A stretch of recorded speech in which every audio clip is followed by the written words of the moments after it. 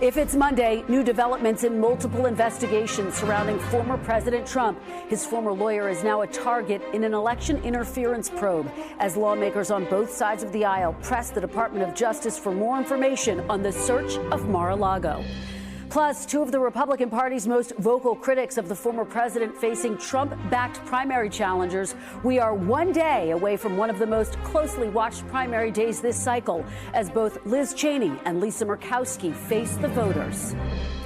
And new reporting on the state of al-Qaeda and the Taliban in Afghanistan 1 year since the fall of Kabul and the United States' chaotic withdrawal from America's longest war.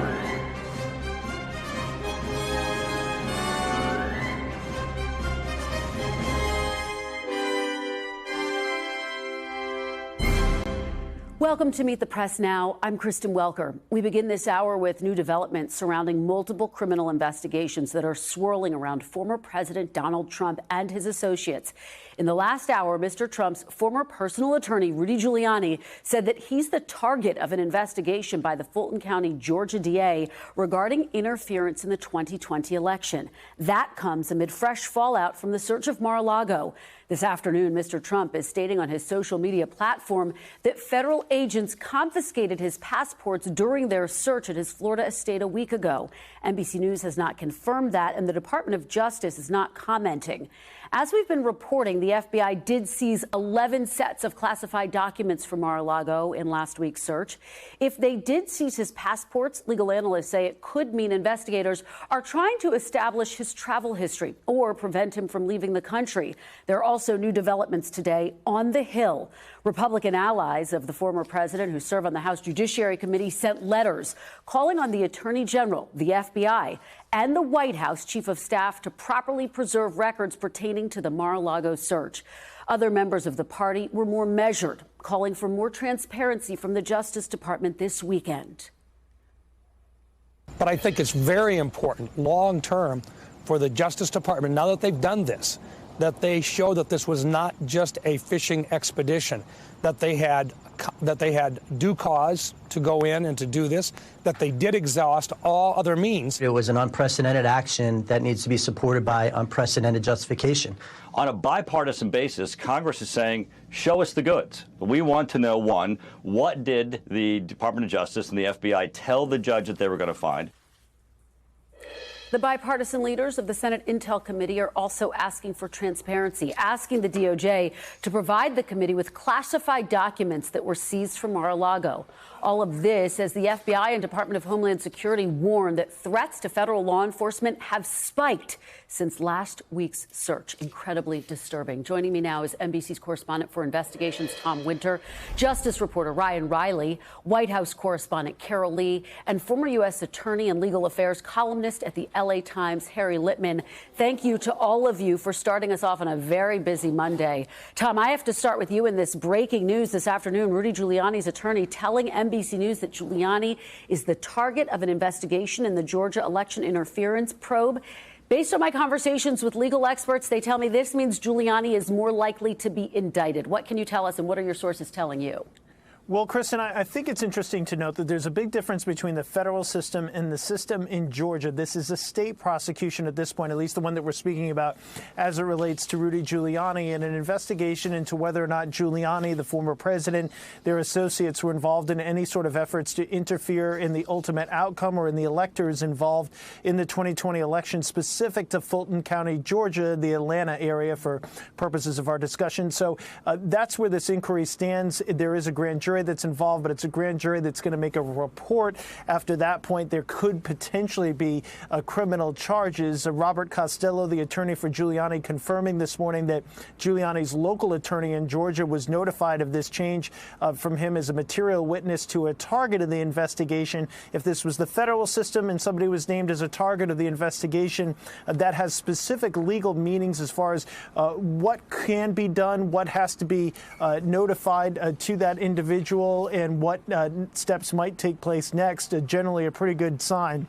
that somebody is about to be indicted federally. But since this is the state, and according to legal experts I've spoken to, the definition here is not nearly that clear. There's not any sort of specific legal triggers, according to these experts. And so it essentially is just a flag for us that there's essentially an investigation here where Giuliani could potentially face charges if criminal wrongdoing is found. It's somebody that may be more likely to be a defendant, not somebody who's going to just testify about what happened on a specific date. But it's not as rigid and not immediately as serious as if he was named a target in a federal investigation, Kristen. So potentially significant for Mr. Giuliani. And I guess the bigger question as we continue to track the fallout from what happened at Mar-a-Lago just a week ago, what could this mean for former President Trump? The walls seem to be closing in on a number of his allies. Rudy Giuliani. We know that Senator Lindsey Graham also being called to testify before this grand jury. Right, and that's something that the senator is currently fighting on appeal as to whether or not he has to appear before this grand jury. Certainly, this is an area that has the Trump orbit's attention because this investigation is so specific, because it's been ongoing for some time, that the electors have been named targets previously. So this is an investigation that has some momentum. Important to note, Kristen, as we talked with Costello, look, a lot of these discussions, Giuliani believes, are going to be protected by attorney-client privilege. It's very clear Giuliani was acting on the former president's behalf, then President Trump's behalf, so that those conversations are likely protected in that realm. That's certainly what they're going to say.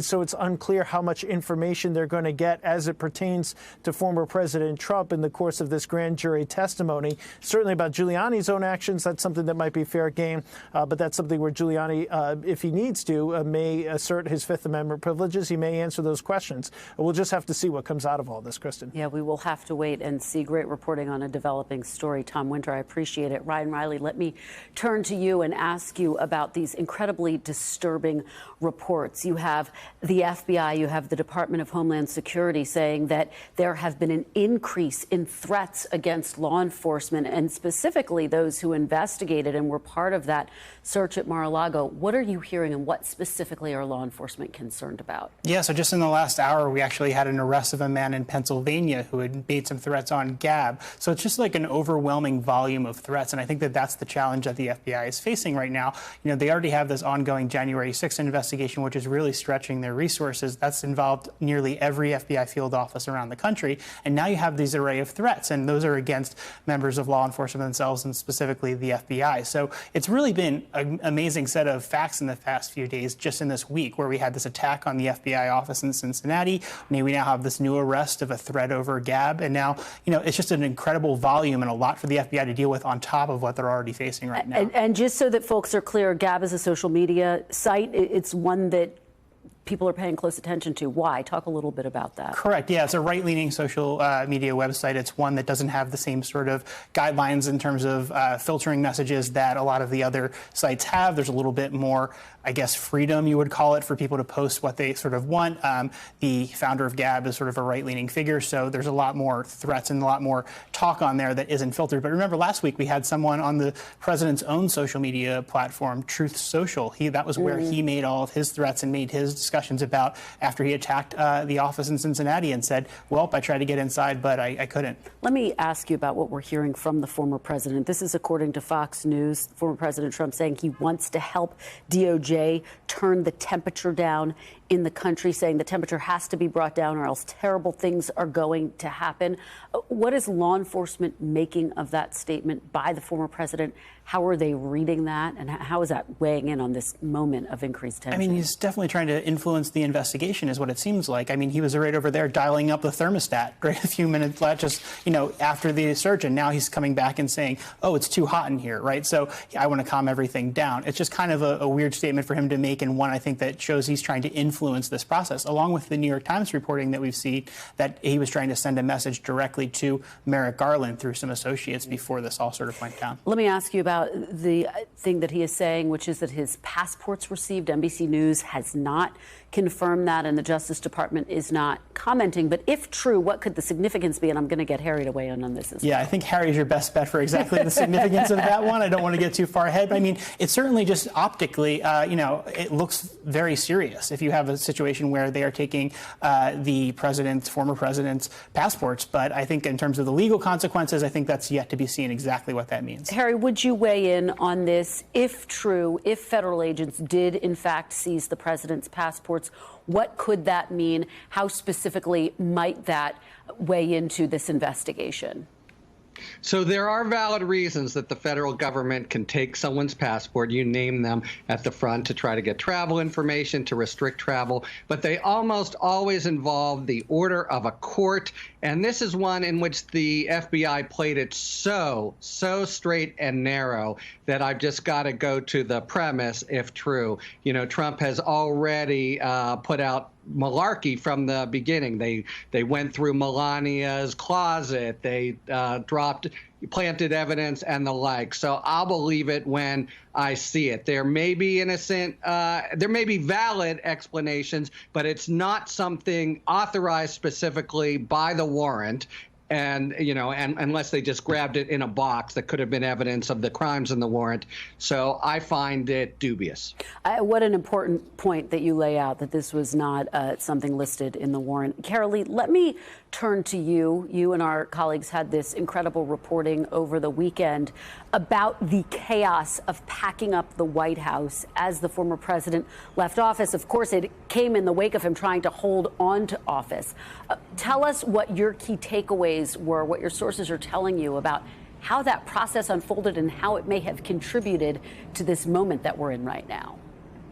Well, Kristen, what we've learned is, President Trump had a very chaotic presidency, and it was a very chaotic exit from his presidency. When he left the White House, aides that were there at the time said that people were just throwing things into boxes, that he was caught off guard by having to leave because he had dug in his heels so much on the fact that he had actually won the election. So there wasn't a lot of planning that had gone into this. And so a number of things just got thrown into boxes, documents, newspapers, everything, and were sent down to Mar-a-Lago. And that it comes after 4 years of a president who, according to people who worked for him, took a very cavalier attitude towards documents, preserving documents, would tear them up. We've seen the reporting on that, but also would generally just have a disregard for things that were classified. John Bolton, the former national security advisor, told us that the president was constantly grabbing intelligence, and in John Bolton's words, God knows what he did with it. And the other officials said that the president, they were trying to constantly get things from him that he wanted to keep and put them back in their proper place. They were trying to keep things from him that he wanted. And sometimes when he really demanded something, they would give him a photocopy of it. And he would get very angry about that and didn't want photocopies. He wanted the original. So all of that is to say that this was a president who his attitude towards intelligence, classified documents, government property was very much that it was his property and he was going to take it when he wanted to and put it where he wanted to. And so he oftentimes would hold on to things that people around him said, we need to preserve this, A, or we need to put this in a very secure place, B. And so what we have is a president who has these documents now that we know from what the FBI retrieved there, the classified material, some of it really highly classified stuff. And that is that part of just the president was being sloppy because we know he's sloppy with his stuff, or was there intent there? That's the question that we don't have an answer to. What was the reason, the motivation behind the president holding on to this stuff, even after, as the New York Times is reporting, his lawyer said that he had given it all up? And Carol, you raised John Bolton, and John Bolton weighed in over the weekend in an interview, another interview in the follow-on that you guys did with our colleague Kelly O'Donnell, and he basically responded to Trump's assertion that he declassified all of the documents that were there. I want to play you a little bit of what John Bolton had to say and get your reaction on the other side. I think one other important point, when a document is declassified, it's not just declassified as to Donald Trump, it's declassified for the whole world. So in theory, if that order existed, which I don't think it did, the news media could today file a Freedom of Information Act request for every document he declassified, which over a 4-year period could be a pretty high stack. So I think this is made up, and I think a key point here is when somebody's making up stories like that, I think it indicates a level of desperation. Carol, what's the broader reaction? Are you hearing that echoed by others in Trump's orbit? Yeah, and Kristen, John Bolton, as National Security Advisor, he would brief the president daily on highly classified intelligence. He would be the tip of the spear for all of how the National Security Council's processes work. If there was a directive like that, to John Bolton's point, presumably, of all people in the White House, the National Security Advisor would be aware of it. And to his point about how if something is declassified, yes, it's not always a clear-cut process. There are ways in which things get declassified that don't go through the full formal process. But to his point, if it were declassified, then it would be public record, so you would be able to access it. And there's an example of where this didn't happen, where Mark Meadows, the president, wanted some of the documents related to the Russia investigation declassified, declared on Twitter that they were, and then later learned that they weren't. So it's very complicated, and the president's arguments here, as you saw from John Bolton, don't really bear out in what happened with some of the top people who worked for him. Yeah, what a great example, Carol, to help us understand a really complicated part of this investigation. Harry, I want to turn to you. And the New York Times has this reporting that NBC has not yet confirmed, but basically that at least one lawyer for former President Trump signed a statement in June saying all material marked classified had been turned over to the government. Given the list of what the FBI seized, could that basically open up the former president and his team to further issues? What do you make of that piece of this puzzle? Yeah, well, the number one thing it does is make clear this couldn't be possibly negligence or recklessness. Once you're informed, you have everything, and then they go back and say, we've given it all to you. That, I think, is really what precipitated DOJ's coming in for the national security reason and adding that statute that people weren't exactly expecting, 1519, which is a 20-year minimum, because he was concealing it. So that he is, I think, in the soup for that potentially. And of course, think about this lawyer or lawyers, because the Times says at least one. If they signed it and it was false and they knew it, it's a crime in and of itself. And if they didn't and it was just told to by others, they've got some splaining to do. And either way, it's precarious for Donald Trump, because it's somebody who could explain exactly what happened and over whom the department now has leverage. One of the things that we did not see, of course, was the affidavit. And over the weekend, there were a number of calls, including from a number of Trump allies, for the affidavit to be released. Harry, what is the likelihood that that would happen, and that would happen anytime soon? 100%, 1%. That is, we'll see it eventually, and for sure we'll see it if he's actually charged. It'll be given to him in discovery. But they've got an investigation to think about. You just detailed everything that's happening to the FBI. If that confidential informant, for example, that's in there were revealed, I mean, imagine he'd need federal protection, or she, immediately. And there's the investigation itself. The one caveat here, Kristen, is there have been motions by media sources like the New York Times. They will go to a court and say, please release the affidavit, which, by the way, has all the information, 100 pages detailing everything. And it's potentially possible a court would say, do it, but heavily redacted. That's the only prospect of seeing it soon. But we will one day see chapter and verse, and I think at that point it's going to be very clear that they, dotted every I and crossed every T. Yeah, NBC a part of that suit also to try to get the affidavit released. Very quickly, Harry, your level of concern about what I was just talking to Ryan about, these increased threats against law enforcement. It's abominable. My personal level is high. It's one of the real reasons that Garland made that speech. 40 of his words at the end were to really push back. But it's completely scurrilous. One quick point on it: Trump when they released the warrant, they redacted the names of the agents. Trump released it with the names, which of course meant, everybody into the pool to go after them. So given that he's there fanning the flames, really concerned.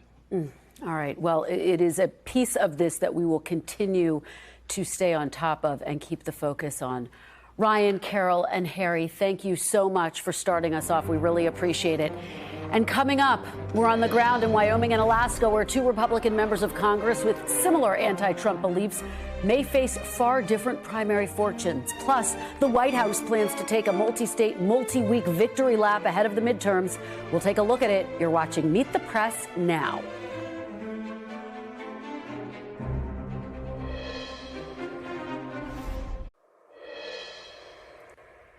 Welcome back. Tomorrow, two of the highest profile Trump critics will face primary challengers backed by the former president as voters in Alaska and Wyoming head to the polls. In Wyoming, January 6th committee co-chair Liz Cheney is fighting to keep her job as the state's only representative in Congress, despite her vote to impeach Mr. Trump and her continued vocal criticism of him. Cheney's main opponent is Trump-backed lawyer Harriet Hageman. In Alaska, incumbent Senator Lisa Murkowski is also trying to hold on to her seat as she goes up against both Republicans and a Democrat in the state's new ranked choice voting system. Alaska is also holding both a special election to finish the term of the late Congressman Don Young and a primary for that seat in the fall. Former governor and vice presidential candidate Sarah Palin is among the candidates on the ballot for those races. Lot to unpack with all of this. We'll have more on those Alaska races in a moment with NBC's Ali Vitali, who is in Anchorage, Alaska. But first, I do want to go to Vaughn Hilliard in Jackson, Wyoming, who's tracking all of the developments there. So, Vaughn, look, Liz Cheney, if you look at the polls, some have her down by as much as 30 points. What do the final 24 hours of this race look like? This is going to be an uphill battle for Liz Cheney here. She made a conscious decision after the January 6th insurrection that she was going to, number one, impeach him. And then ultimately, when the January 6th Select Committee started to be formed, she made the conscious decision to be its vice chair. And she knew exactly the political stakes of what she was getting into. Ultimately, Harriet Hageman, as well as multiple other Republicans here in the state, jumped into a primary to try to oust her from Congress. Harriet Hageman, who is a land use attorney here and a longtime GOP activist, she ultimately got the Trump endorsement, and she has sailed here. And when you talk to voters anecdotally, you hear one after the other say that they are looking for Liz Cheney to be up and out of Congress, saying that they believe that she no longer represents them in large part because of her deemed disloyalty and, as many would tell you, betrayal to Donald Trump and this Republican Party. And ultimately, Harriet Hageman has built a coalition here that is mighty. I think the big question, though, is when you're looking at this here is what is Liz Cheney's political future, even, Kristen? You're dealing with somebody who has indicated that this is only the beginning of her fight to keep Donald Trump out of the White House in 2024 here. And even though she may very well lose tomorrow at the ballot box here in Wyoming, she made it very clear that she was going to stick by her principles, not cave, not capitulate to any wing of her party, and ultimately, if that meant sacrificing her political position, so be it. And this is one of those races, Vaughn, of course, which really highlights the divide right now within the Republican Party. The Trump branch of the Republican Party and the rest of the Republican Party. Kevin McCarthy is there holding his own fundraiser in Wyoming today. Of course, he's also been backing Harriet Hageman. Talk a little bit about that and what the implications of this race could mean for the broader rift within the party. Right. Kevin McCarthy was part of a major fundraiser this spring in Washington, D.C., with more than 50 GOP House lawmakers for Harriet Hageman. This has become a Republican Party over the course of the last 4 or 5 months, Kristen, that has been shaped even more into the image of Donald Trump. Just take those 10 GOP members who voted to impeach Trump. 7 of them, at least at this point, will not be returning to the Congress next year. One of them is going to be up in a tough challenge in the general election in November. But then ultimately, Liz Cheney here, you know, you're looking at 8 of those 10 GOP House members not returning next year, in large part because they stood up to Donald Trump, voted to impeach him, and they were beat by Trump-backed primary challengers, Kristen. Yeah, really important thing in context to keep in mind. Vaughn, you're always in a different state. You're wherever the action is. Thank you so much for joining us. Really appreciate it. And Allie, I want to turn to you now, where there's more action in Alaska, and they're introducing a new voting system, ranked choice voting. That's allowing some to already try to argue that the system is rigged. Talk a little bit about how it works and what it could mean for tomorrow. Yeah, Kristen, that is an argument that we're seeing from some candidates on the Republican side, especially those who have been endorsed by former President Donald Trump. But look, here on the ground in Alaska, you've got a marquee House race, a very hot Senate primary, and that new system of voting that you were talking about just governing it all. Watch. Voters on the last frontier charting a new one when it comes to the way they vote. I think it's an interesting concept. I'm really excited to see how it plays out. Using a system known as ranked choice voting for the first time this week in marquee primary contests for U.S. Senate and the lone statewide House seat left open when longtime Congressman Don Young passed away in March. Most people, once you see it, can rank 4 things, right? Anything from ice cream to, I don't know, I have my kids rank their favorite breakfast foods. And now they'll be ranking candidates. Exactly. It's new in Alaska, but becoming more commonplace across the country in the last 2 decades. From Utah to Washington State, in New York City's mayoral race and Maine's gubernatorial. Here in Alaska, where the 2018 ballots looked like this and voters could only pick one candidate, now they vote in order of numbered preference, up to 4. All candidates from all parties listed together. The rules can vary, but here, if you get 50% of the vote outright, you win. If no one gets there, the candidate with the fewest votes gets eliminated. Their voters' votes are then divvied up based on second choice and on until someone gets 50% and wins. That may take some time, which isn't exactly new in a state this big, twice the size of Texas. I don't think we'll know anything for certain for at least a week or two, and we won't have certified results until the end of the month. Alaskans voted for these new rules in 2020, but that doesn't mean all the candidates are on board. In Alaska, we have this bizarre system that's been newfangled, that's been newly adopted. You have that ranked choice crap voting. If you're in 5th place, you get point. If you're in 3rd place, you get point. But ranked choice voting advocates say this system encourages candidates to appeal to a broader audience. It rewards candidates that look for connection. And you don't have to be positionally centrist. You need to be someone who is sort of civil in your behavior. That means this election should be a little less negative, in theory. As governor, Palin drove oil investment out of Alaska, quit, and left Alaska to be a celebrity who didn't want to be stuck in Wasilla. But negative ads and attacks tempered with some goodwill towards rivals. I'm very, very thankful that we have great candidates up here. You guys have good choices. Kind of can't go wrong. We need our neighbors. We need our community members. And so, no, I don't think Alaskans tend to think of people as Republicans or Democrats.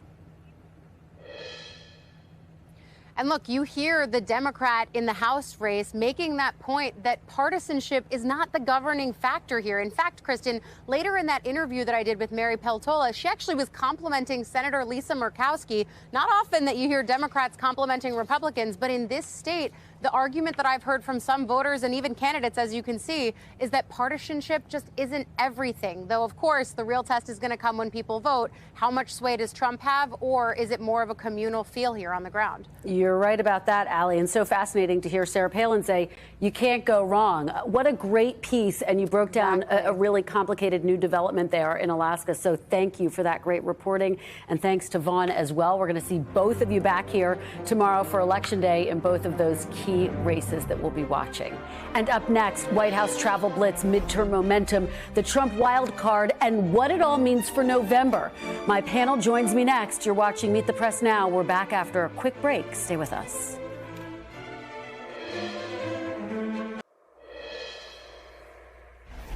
Welcome back. The White House just announced President Biden will sign the Inflation Reduction Act tomorrow. And that comes as Democrats are hitting the road, trying to keep up their midterm momentum on their positive accomplishments, despite the headlines swirling around former President Trump. Now, just this week, the White House has nearly 30 events scheduled, with cabinet and sub-cabinet officials traveling to 19 states and territories. The events kick off with 3-day stops today, including Education Secretary Miguel Cardona holding an event on HBCUs in South Carolina. They've They've got 6 events planned tomorrow. On Wednesday, another 10 events, putting the focus on the Inflation Reduction Act, and 9 more events Thursday and Friday. All told, the White House says they'll make 35 trips to 23 states and territories this month, and the president and vice president will join in on the push once they return from their summer vacation. So a lot to discuss here. Finally, Friday, we'll have Agriculture Secretary Tom Vilsack speaking in his native Iowa in the state fair. Joining me now on set is Washington Post congressional reporter Marianna Sotomayor, former Maryland Democratic Congresswoman Donna Edwards, and former RNC Chairman Michael Steele. He's also an NBC News political analyst. Thanks to all of you for helping me kick off a very busy week. Donna, let me start with you and this push by the president and the White House and his cabinet secretaries to get the message out about what Democrats have accomplished. They had a good week last week, and yet it came at the same time that there was all of this focus on his predecessor and the search of Mar-a-Lago.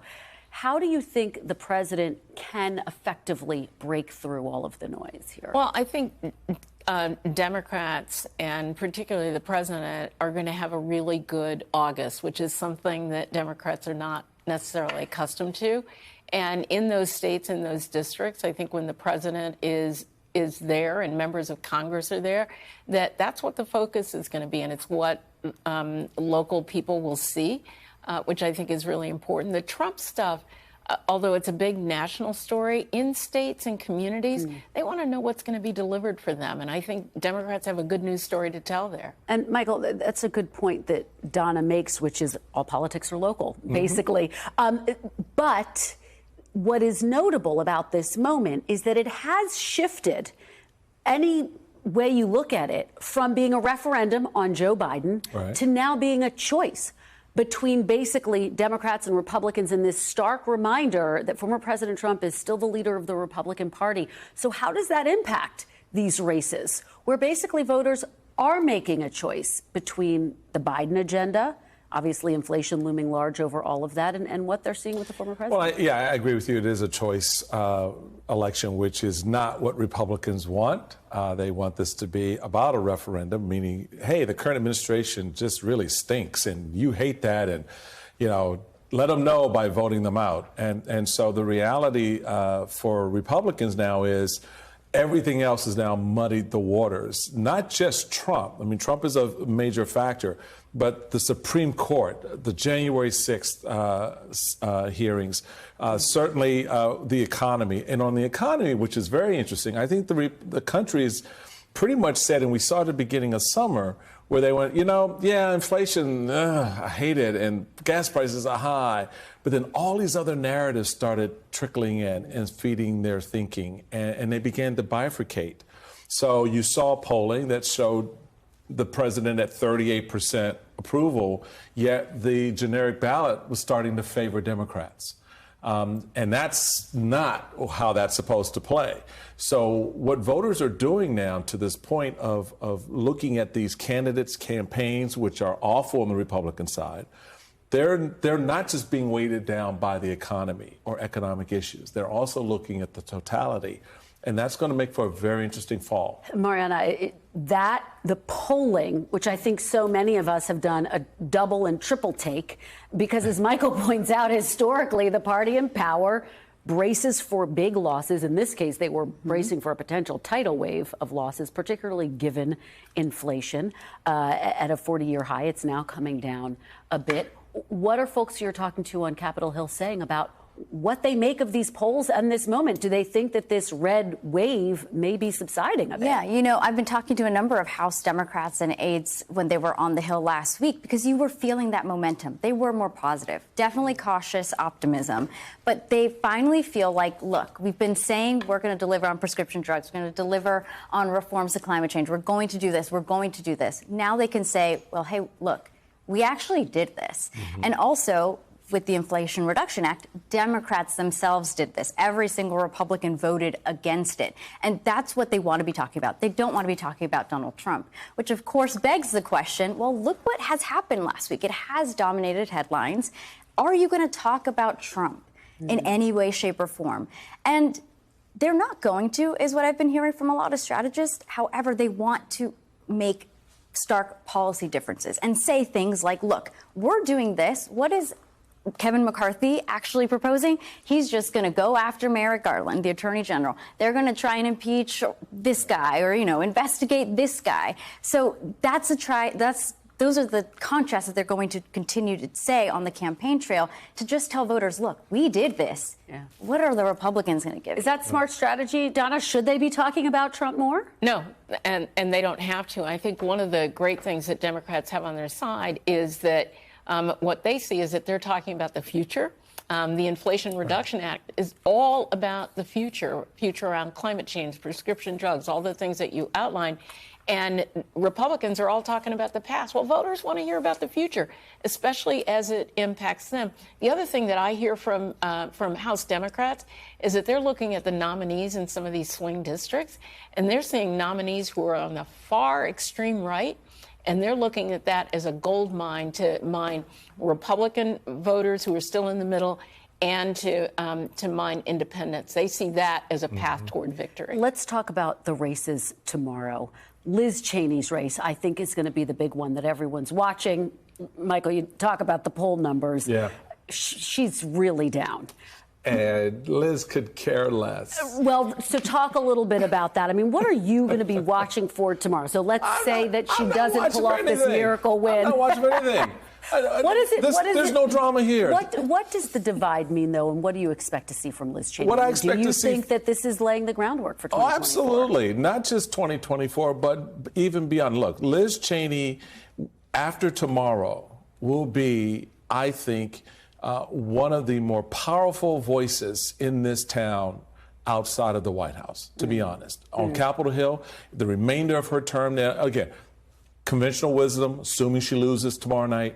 But she has been setting this up for quite some time and laying down the tracks. The declarative statements she's made about the Republican Party to its face. I don't know why these men think that somehow when they beat poor little Liz, she's just going to go away.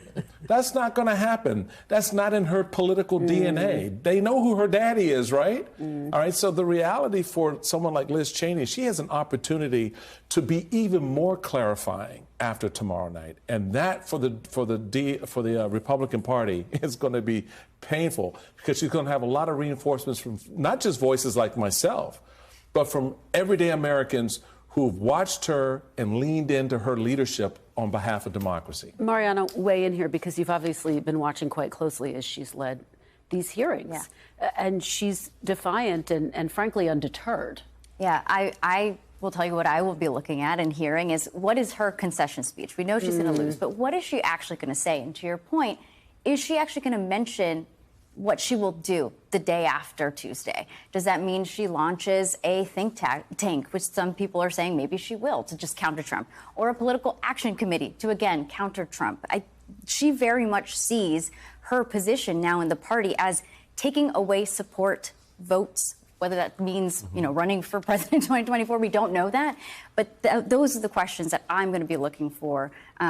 Maybe she will be answering them tomorrow in that speech. Donna, final thought to you. Look, I think Liz Cheney is the leader of the opposition party. And if the Republican Party is going to be rebuilt, it's going to be rebuilt by Liz Cheney. And I think that begins on Wednesday. We will be watching all of it. Thanks to all of you. Such a great conversation, Marianna, Donna, and Michael. Really appreciate your being here. And we do have a bit of breaking news to tell you about now surrounding former President Trump and that search of his Florida home. Federal prosecutors have asked the judge presiding over the search of Mar-a-Lago to keep the warrant's affidavit sealed. This is what we asked Harry Litman about just a short while ago. The affidavit contains investigators' reasonings for conducting the search. Prosecutors say they want it to remain sealed to protect the integrity of an ongoing law enforcement investigation that implicates national security. We will bring you any more information on this as we get it, and we'll be right back. Welcome back. The Chinese military announced new military drills around Taiwan today as a new delegation of American lawmakers visited the island. The 5-member delegation, led by Massachusetts Senator Ed Markey, met with Taiwan's president today. This trip comes after a recent visit from House Speaker Nancy Pelosi prompted backlash from the Chinese government, including military missile tests over the island. Pelosi was the highest-ranking official to visit Taiwan in decades, but more than 20 lawmakers, both Republicans and Democrats, have visited since June of 2021. Taiwan is a self-governing island nation, but Beijing claims it as part of China. The Chinese government sees visits by U.S. lawmakers as provoking China and indicating support for Taiwan's independence. Turning now to Russia, where lawyers for WNBA star Britney Griner appealed her conviction on drug charges today. Her legal team announced the move on the social media site Telegram earlier today. Griner is currently serving a 9-year sentence for drug possession and trafficking, handed down by a Russian judge nearly 2 weeks ago. Griner has been imprisoned since February after Russian authorities say vape cartridges with cannabis oil were found in her luggage at a Moscow airport. The U.S. says Griner was wrongfully detained and is working on a prisoner swap for her and American detainee Paul Whelan, potentially trading Russian arms dealer Victor Bout to bring them home. State Department spokesperson Ned Price said today that Griner's appeal won't change anything in the U.S. government's plan.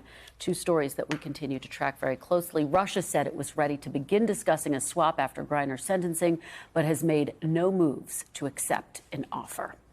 Well, still to come, the Afghanistan withdrawal 1 year later. I'm going to talk to the president of a refugee service working to reunite the tens of thousands of families still separated since U.S. forces evacuated. That's next. You're watching Meet the Press now.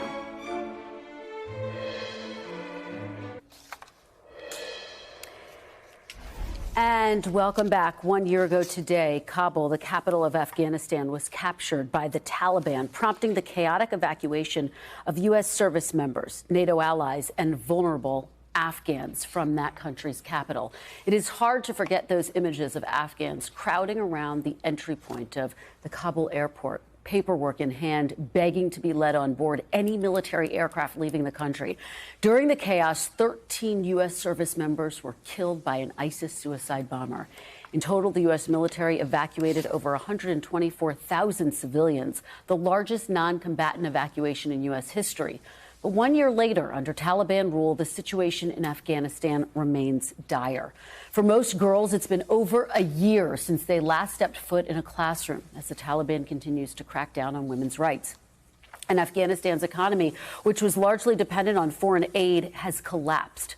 According to the United Nations, half of the country's population is experiencing high and critical levels of acute food insecurity. Meanwhile, here at home, questions remain about the potential threat emanating from Afghanistan, especially in the wake of the strike in Kabul last month that killed the leader of al-Qaeda.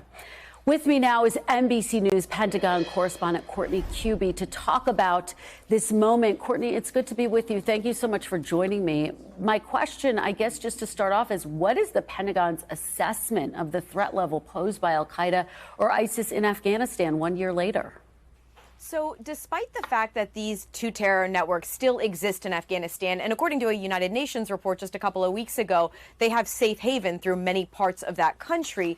Despite that, both the Pentagon, the U.S. military, and an intelligence community assessment all find that neither group has the ability to export terror outside of the country. So they find that they do not have the ability, the operational capacity to actually attack the United States from within Afghanistan. But that being said, both of these groups still have a relatively strong presence in some parts of that country. So al-Qaeda, the NSC, the National Security Council, put out a statement over the weekend saying that they believe there's still only about 12 core al-Qaeda members that exist there in Afghanistan. But a CENTCOM spokesperson who I spoke with said, look, they still have several hundred fighters there that the U.S. knows about. ISIS, the number of fighters is somewhere in the low thousands. But in both cases, the intelligence community doesn't have as strong of a picture of the overall terror situation in Afghanistan since the U.S. withdrew. The reality is they just don't have people on the ground.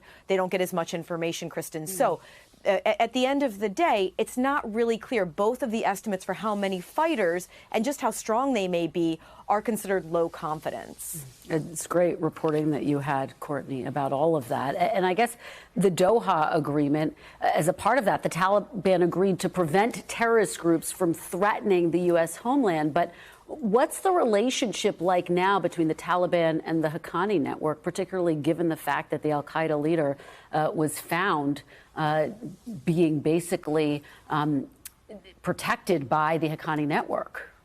Yeah, in a pretty nice part of Kabul, I will say, too. I mean, that neighborhood that he was in, it's one of the more upscale parts of Kabul. But the Haqqani network and the Taliban, they operate in some cases hand in hand. And in some cases, members of the Haqqani network are even legitimized by Taliban leadership. So, again, it's not just Haqqani that is a threat. There's also ISIS. There's also al-Qaeda.